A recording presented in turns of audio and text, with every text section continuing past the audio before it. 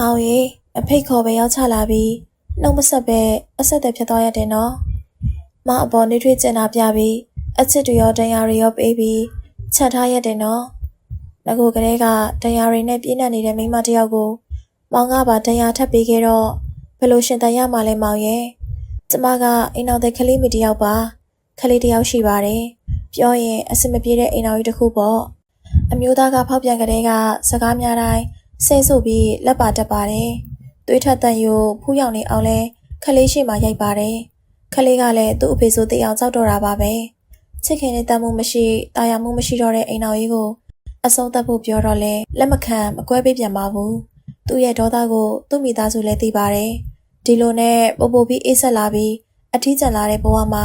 ရှင်ဖွေရမယ့်သူတယောက်ပေါ်လာခဲ့တယ်။ကျမဘဝမှာလေပထမဆုံးလက်ခံစကားပြောမှုတဲ့သူကျမကိုယ်တိုင်လည်းအဆက်သိခါမဲစွာကျူးလွန်ခဲ့မိတဲ့ကံတပါမလုတဲ့မလုအမှန်သေးသေးကြီးနဲ့ကျူးလွန်မိခဲ့တယ်။ကျမလေသူ့ကိုလိုင်းပေါ်ကနေလက်ခံစကားပြောမိခဲ့တယ်။အစာကလေးကလည်းကျမအိမ်တော်တဲ့ဖြစ်ကြောင်းမောင်ကိုအသိပေးခဲ့ပြီးသားပါ။သူကလည်းကိုယ့်ရဲ့အိမ်တော်ရဲ့အစမပြေမှုကိုနှစ်သိမ့်ဖေးမရင်နေ့တိုင်းစကားတွေပြောဖြစ်ခဲ့တယ်။မောင်ရဲ့ဂရုစိုက်မှုမောင်ရဲ့အပြောတွေအောက်မှာလေကျမတာယာနေခဲ့တယ်။ပျော်ရွှင်ခဲ့ရပါတယ်။မောင်နဲ့တွေ့ပြီးနောက်အလုံးစုံပြန်လဲပြေဆုံးမှုကိုရရှိစေခဲ့တယ်။မောင်ကလည်းကျမကိုချစ်နေကြောင်းဖွင့်ပြောတော့မောင်တေချာစဉ်းစားတော့မောင်ကကလေးအမေပိုင်ရှင်ရှိမိန်းမတစ်ယောက်မောင်ကလူလို့မောင်ချိတ်တဲ့မိန်းကလေးကောင်းခေါက်ရွေးချယ်လို့ရတယ်။မောင်မမေလည်းတည့်ရဲ့ရင်ကျိုးရလိမ့်မယ်လို့ပြောခဲ့တာပဲမောင်ရဲ့။မောင်ပဲအားလုံးကိုဖြည်းဖြည်းချင်းလက်ခံပြီးရှင်းမယ်။မောင်ကသာမောင်ကိုတကယ်ချစ်ရင်အဲ့လိုအနာကထွက်လာတဲ့အထိစောင့်ပါမယ်ဆို။မောင်ကဘယ်လိုလူသားလဲဆိုတာတော့တေချာမစုံစမ်းပဲမယူရဲ့ဆန်စွာမောင်ကိုချစ်ခဲ့မိတာပါမောင်ရဲ့ဘယ်တော့မှမထားသွားဘူးမောင်မမကိုအရန်ချစ်တယ်အာပွားမောင်ပြန်လာရင်လေမောင်ကိုအရင်ဦးဆုံးလာတွေ့ပါမယ်ဆိုပြီးပြောခဲ့တာလေမောင်ရဲ့အရှင်ကတရားကိုစိတ်ထည့်ပေးတယ်လို့နဲ့မောင်ကပါတရားကိုထပ်ပေးခဲ့တော့ယူတော့မယ်မောင်ရဲ့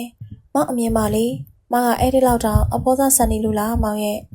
မောင်နဲ့ချစ်ခဲ့မိတဲ့အတွက်လေကိုလိပ်ပြမလုံးတော့ဘူးမောင်အဆင်မပြေလို့ကိုညီပေးရတာကိုလည်းပြောပါတယ်အခုရောမောင်အဆင်ပြေရဲ့လားမောင်ဘလို့ကြောင့်ပဲဖြစ်ဖြစ်လေအကြောင်းပြချက်လေးတော့ပေးပြီးလန့်ခွဲခဲ့တဲ့နာအခုတော့မောင်ကနှုတ်လည်းမဆက်ဘာမှမပြောပဲအဆက်အသွယ်ဖြစ်သွားတော့ကြံခဲ့တဲ့လူကယူကျုံးမရအနာပေါ်အနာဆင်းနဲ့ဘလို့ဖြစ်ဖြစ်လေနှုတ်ဆက်ပြီးတော့ထွက်သွားစီချင်ပါတယ်မောင်အနာကရှေ့ရေးလည်းရှိသေးတာမို့မတားပါဘူးမောင်စိတ်ချမ်းသာဖို့ပဲဦးစားပေးမှာပါမောင်ရဲ့မောင်ကိုသိစေချင်တာတခုကလေဒီကမိန်းမကမောင်ကိုယူမတက်ချစ်ခဲ့ပြီးမောင်ကိုယူမတက်လွမ်းနေပါမယ်မောင်လေးထိုင်းမှာအဆင်ပြေပြီးမောင်အရန်လွမ်းနေတဲ့မောင်မေမေရှိတဲ့မြန်မာပြည်ကြီးကိုအမြန်ဆုံးပြန်လာနိုင်ပါစေလို့ဆုတောင်းပေးတယ်နော်မောင်ကိုသိချစ်ခဲ့တဲ့မိန်းမသားတို့ရှင်ဖွင့်ရ